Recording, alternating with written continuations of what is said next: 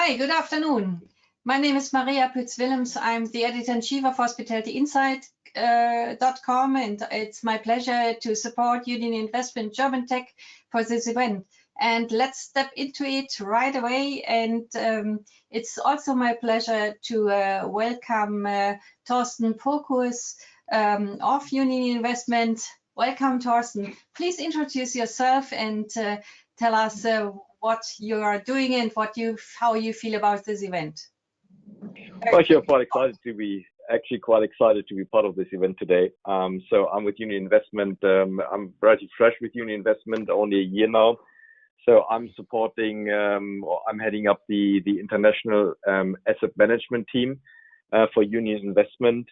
So we are looking after some asset values of around 2.5 billion euros, around 9,500 rooms, 8 countries, and 36 hotels, inclusive of new projects coming online. So yeah, quite an interesting and diversified role. One quick comment, please. How often did you already deal with PropTechs in the past? Do you think PropTechs are more an issue for operators or more for investors and owners? Well, I think sort of like at the end of the day, I think sort of like their advantage as well will trickle down eventually to the owners as well. So just like possibly a quick example, because we have this on the panel there today as well. I think quite excited about like thinking about the future of property management system, the PMSs, where in the past, I think traditionally it was sort of like only a tool to just like, how can I say, to manage your workload in the hotel, right? To do reservations, to do the check-in, do the check-out, but it was very much geared from an operational perspective. And this is how these big property management systems then eventually build up, became what they are now. But I think sort of like in a way you can say they are sort of dinosaurs, because I think all the new demands from the industry, it's difficult for them to build it into the existing system. And I think something that is a bit more geared towards sort of like a more customer-centric, a more data-driven, allowing sort of like operators to get better insights into the customers, to allow better connectivity to other systems, and will eventually drive value to operators, but eventually as well to the owners of the respective properties. Okay, then I guess the following discussion will be very interesting to you as well. And may I ask, Flora, can you hear us? Yes, I can hear you now. Simon and I were just having a bit of trouble with the audio. Then I would like to hand over to you to introduce yourself, please. And as soon as we have Simon Allison on the line, he may follow you. I'm here now. I'm here, Maria. Great, Simon. Simon, I'm sorry I took over your intro. Nevertheless, let's continue. We changed slightly the program. Continue with you quickly, Simon. Please introduce yourself and you hand over to Flora then. And we follow our schedule. Okay, thank you. Okay, so I'm Simon Allison. I'm the founder of HOFTEL, which is a global alliance of hotel real estate investors. We're unique in the world. We're independent. We were founded really off the back of my time as CFO of a hotel owning group. And we bring together nearly 90 companies with about $100 billion of hospitality real estate all around the world. Union Investment, of course, is one of our most important members. But we have everybody. We have REITs, funds, family offices, developers, etc., etc. So Thorsten, can I ask you as an investor? Sorry, or have you done that, Maria? I already did it while we have been waiting for you. Sorry, because okay, no problem, no problem. Please, so maybe Flora can say a bit more about some of our other activities. Exactly. Yeah, of course. Hello, I'm Flora van Twisk. I'm also from HOFTEL. So as well as the private meetings which we run for our members, which Simon just mentioned, we also hold 2 owner-focused hotel investor summits for the hospitality industry. These are content-centered events, and usually at least 40% of the room are groups which own hotels. So we have CHIS this year, which is taking place in Southeast Asia in Bangkok, and it's in September. And then we have GEOHIS for the Gulf and Indian Ocean, which will be taking place in the UAE this November. So are we ready to speak to the 3 PropTech companies? Maria?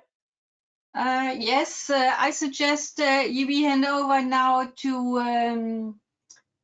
Shall I quickly introduce myself? Yes, please. Who wants to continue, Sylvie? Yeah. Hi, I'm Gesa Rohwedder from Drees and Sommer, a German-based consulting company, consulting on technical services and industry consulting services such as hospitality consulting, predominantly in Europe, across Europe, as well as the Middle East, Russia, and China. We have offices. So a truly global company, and I look for also a very innovative company. We work with the Union Invest a lot on technologies, on enhanced services, on digitalization.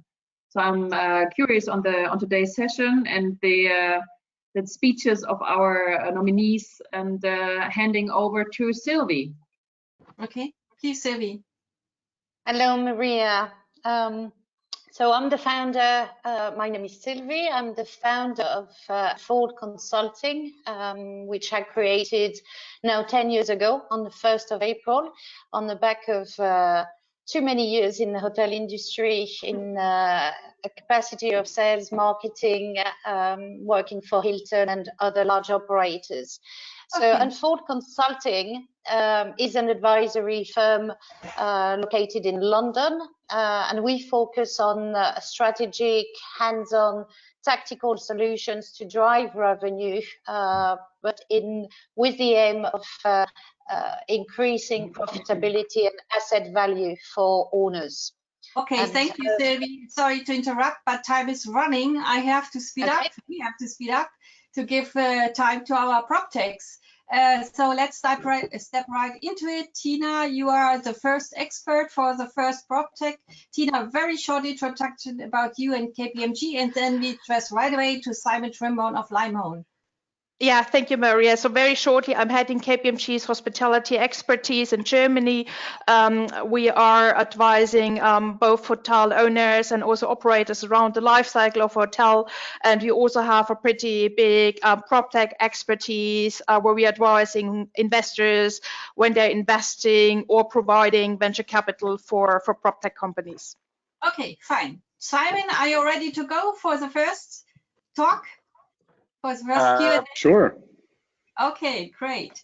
Depends which Simon you're talking to. Simon Trimborn of Limehone. Okay. So Simon, Allison, you can mute yourself, please. I can. Because it's nice now the focus is on Simon. Yes, Limehone. Simon, I know a little bit about Limehone, and my first question to you: what came first, the idea or the money?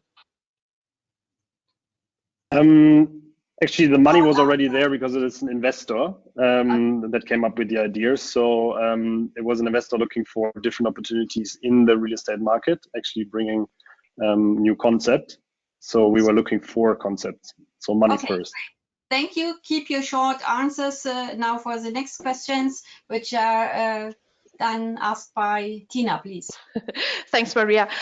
Simon, coming from a real estate perspective, considering your lease model, what is the advantage for an owner renting to you versus to a more traditional hotel operator?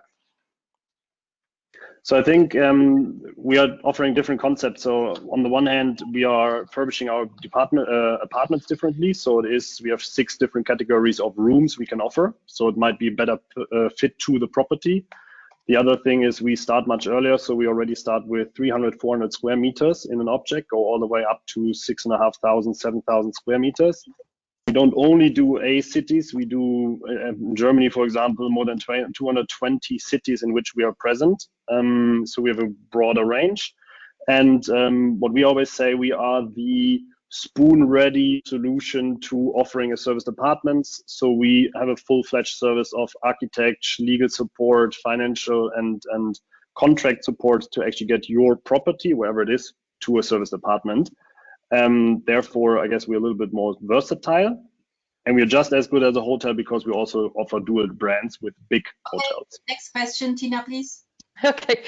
Do you use innovative PropTech solutions when it comes to asset and or property management for your own assets, and would you also offer them to your owners?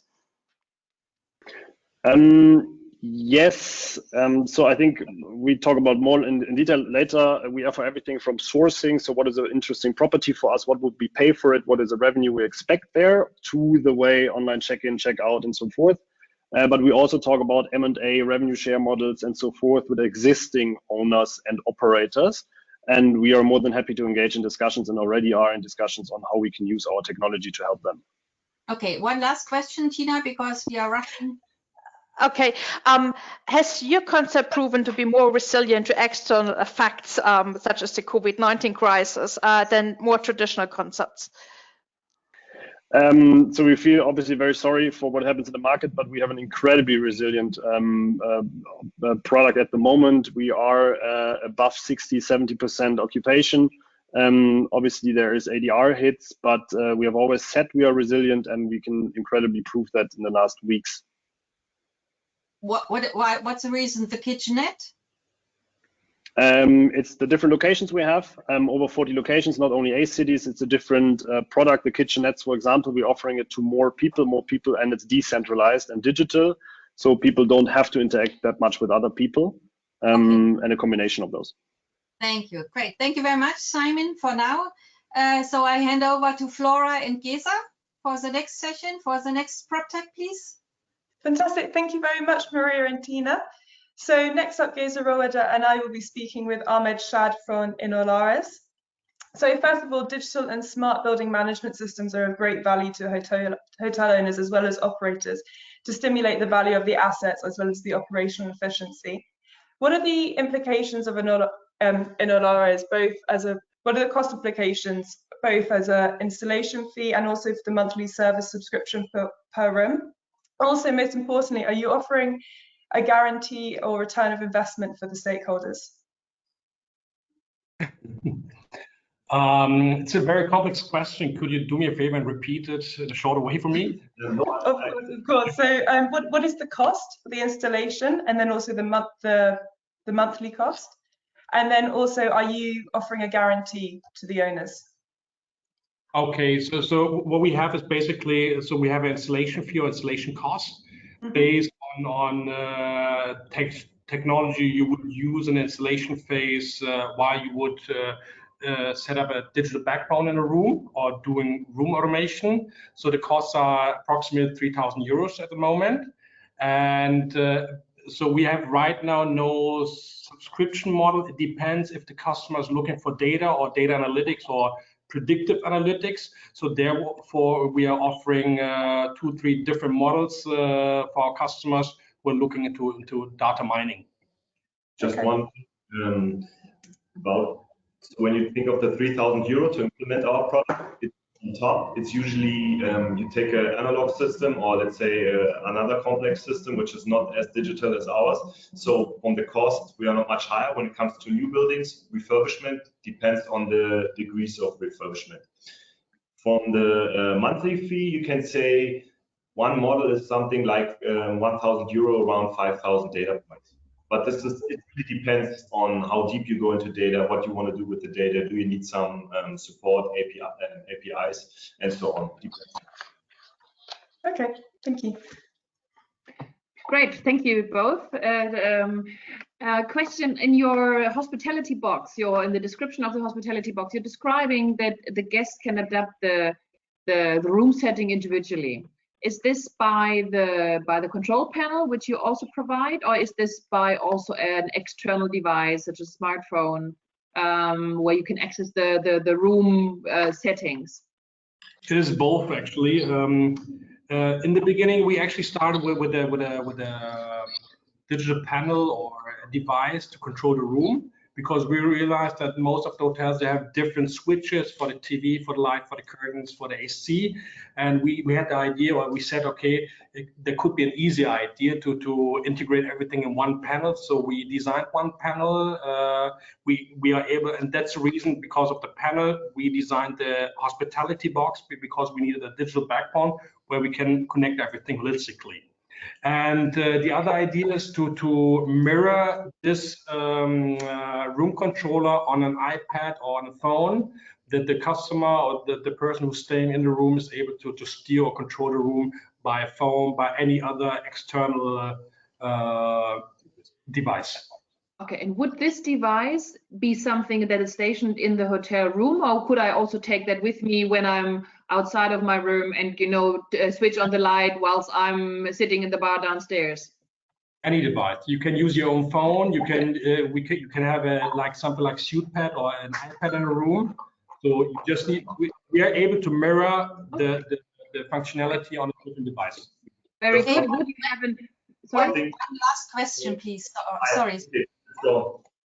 One more question. I mean, on your website, I've seen that you have a couple of reference hotels, the Marriott and the Ritz-Carlton in Berlin, I understand. Are there more references you have implemented this hospitality box in, and how many keys, how many rooms have you implemented your system in already? So we started last year with the development of our box. So we had our first customers last year, 300 rooms, and hopefully this year. So we have now 2 or 3 developments on our table where we are also the MEP engineers and also the engineer are doing the engineering for the building automation. Okay. And I think up and running 300 rooms. Yes. Okay, fine. Thank you, everybody. Sorry, Flora, to step in, but we have to speed up again. Last Q&A for Apaleo. Philip is on the line, and he's interviewed by Simon, Allison, and Sylvie. Hi, where are you, Simon, Sylvie? Can we see you? We would like to see you.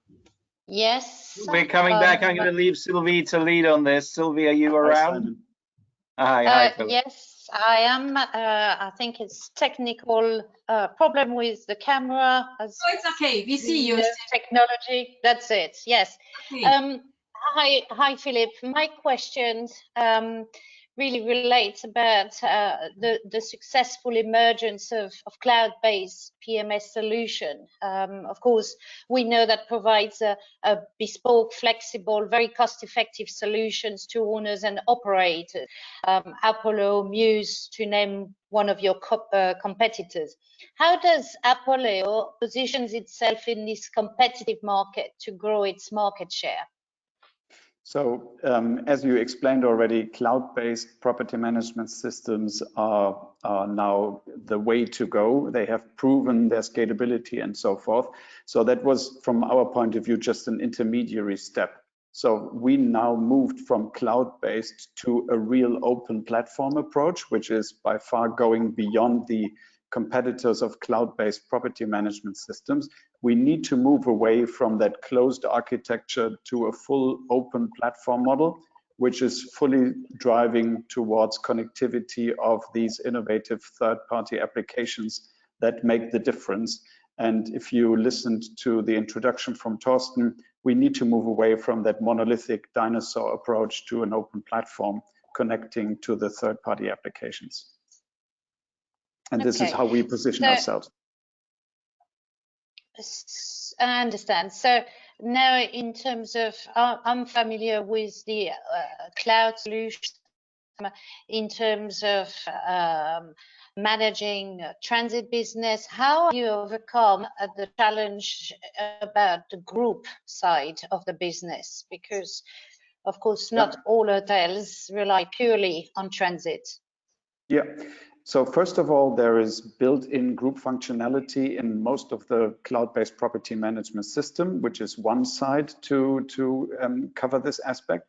The better way to deal with the group business is that there are specialized, dedicated cloud-based applications out there that are tailor-made specifically for the group business.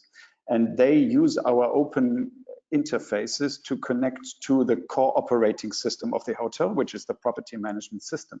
And so you can have a joint work of group specialized applications and the property management platform in the back with the coverage of all group related functionality, from group folios, from naming list, from self-service onboarding and so forth. And that works brilliantly together. We have partners in Canada, for example, as well as in Singapore, dedicated applications for the group business, and they work seamlessly with our property management platform. Okay. Is that fine? So finally, my last question. We know the industry is increasingly mindful of their distribution costs and their cost of acquisitions. Obviously now to the necessity of reducing expenses due to the current situation. So with Apaleo operating per room per month pricing model, how can your solution fit in with their current budget limitations? First of all, I think the overall approach is that we have a comparably low price per month and per room, because Apaleo focuses on the core platform, which is really everything you need for the operations of the property, check in, check out, the distribution, the pricing, and so forth. And the good thing is now, instead of offering everything in a box like the dinosaurs in our industry, where you have to pay a lot for functionality you actually don't use, you use Apaleo, which is very lean and very straightforward, and you combine it on the average with 2 or 3 dedicated applications for your specific hotel operations concept. So instead of buying big software packages, you streamline your tech stack by using Apaleo and maybe 2 or 3 dedicated apps which suit perfectly to your operational concept. And overall, this is by far cheaper than buying big bunches of software pieces of which you don't use 50% of their functionality. Okay, fine. Sorry, I have to say thank you very much to everybody. Time is too short, really too short for so many good ideas. So let's all move to the plenum, and I guess we will get a conclusion by Simon Allison in a few minutes, 10 minutes time, I was told. So let's wait and see how they will guide us through the rest of the afternoon. Thank you very much to everybody, and sorry for me being the bad girl today's speeding up. Yeah, thank you. Bye bye.